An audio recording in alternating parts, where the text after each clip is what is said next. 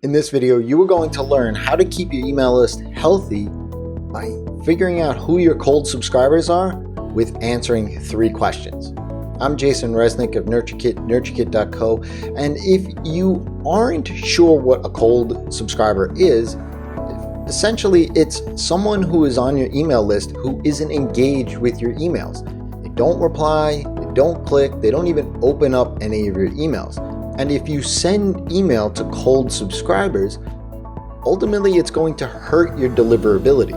In plain old human speak, think of it like this. As you send emails out, the internet starts to learn if your emails are important to the people that are getting it. If you happen to send emails out to people and they don't engage, they don't open, they don't click on anything, then what happens is the internet starts to say, oh, your emails aren't important, so I'm not going to deliver them to the primary inbox. I may deliver them to the promotions tab or junk folder, or maybe if it happens continuously, not deliver them at all. And I know you don't want that to happen. So before we dive into the 3 questions that you need to ask yourself, let me set some groundwork with 2 things here. Number 1, the number of subscribers you have is a complete vanity metric. It can be scary, and I get it, to find out that there is a large percentage, it could be 10, 25, or even 50% of your email list that is considered cold. Don't be romantic about the number of subscribers on your list. If they don't open up your emails, they're not going to buy from you in the first place. They are actually hurting you in the long run. Secondly, don't trust the metrics. Open rates, specifically, they are a fuzzy metric at best.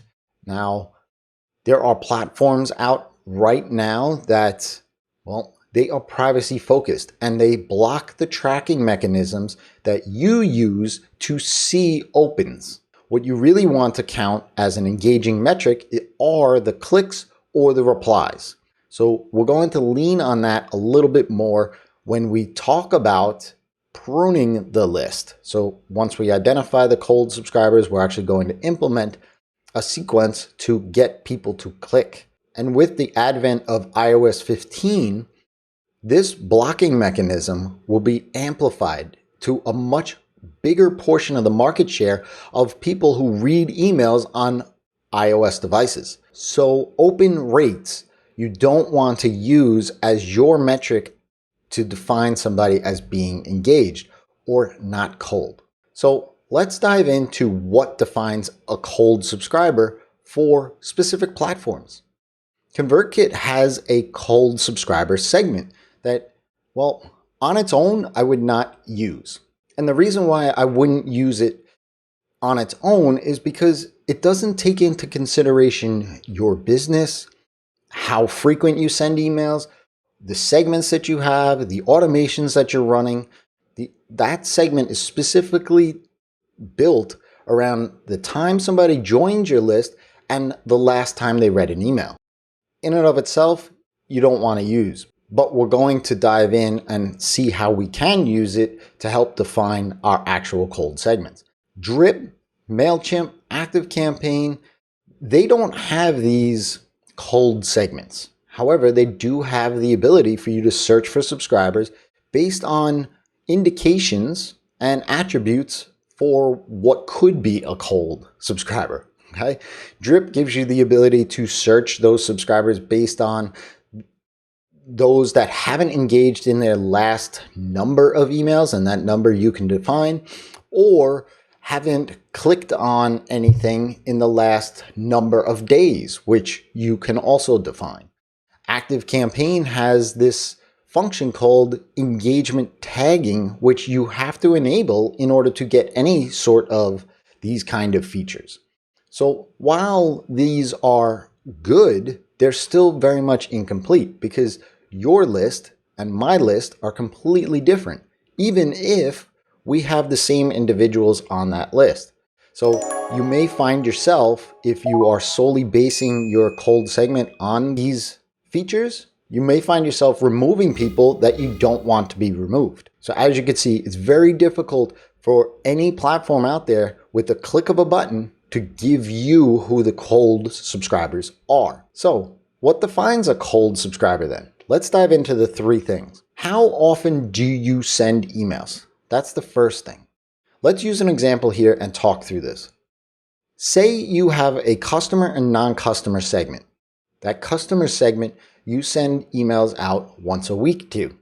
And your non-customers you send out twice a week to. And as you start to build out your cold subscriber segment, you say, okay, you know what? 60 days seems like a long enough time if somebody's not engaged to consider them cold. So that means your non-customers have 16 emails to essentially open and engage with, where your customers now have 8. So you want to start to think about, is that enough? But you want to take into consideration how often you send emails when you define that period of time. Only you can define that. I can't define that for you. So let's dive a little further. Your customers are your most important asset on your list. Not only just because you want to sell to them again, but also because you're probably building lookalike audiences and using them in your ads to retarget and market to over and over again, right? And so you want to make sure that you're not removing these people and then they get a different experience from your ads. So you may never want to remove your customers. That's up to you. So number 2 is taking into consideration your segments. You may not want to ever remove your customers because of all of your other marketing channels and marketing strategy. That's on you. I can't tell you if that's the right choice or not, but I could tell you to take that into consideration. And then finally, number 3 are the automations and sequences that a subscriber may be going through. You may have welcome sequences and long-term nurture sequences. You also may have automation that blocks that person. Meaning, if you start a sales cycle with that person where you're not going to send out any marketing email because you're pitching them on a one-on-one coaching program or group coaching program, you may not send an email to them for a month or 2 months at a time because you're on a one-on-one basis with them. You or your team might be emailing them through your inbox versus through ConvertKit or Drip or ActiveCampaign. So you want to take that into consideration, because if they get an email saying, hey, we haven't heard from you in a little while, that experience kind of sucks, right? So you want to make sure that you're taking all of these things into consideration. So when defining a cold subscriber, you want to take into consideration 1, the frequency of emails that you send to your subscribers. 2, the segment that those subscribers are actually in. And 3, the automations and campaigns that your subscribers are going through. Because you want to actually create a good experience from your email marketing as a whole. And if one of these re-engagement emails land in their inbox and you just spoke with them, it's not going to seem very professional at all. And so in the next video, we're going to dive into building out a re-engagement campaign and automation inside of ConvertKit and give your cold subscribers their last chance to re-engage with you. If this was helpful, then go ahead and smash that like button. And if you haven't yet subscribed to the channel, go ahead and do so and click that bell icon so that you get notified the next time a video drops. And when you treat your email lists like humans, amazing transformations happen.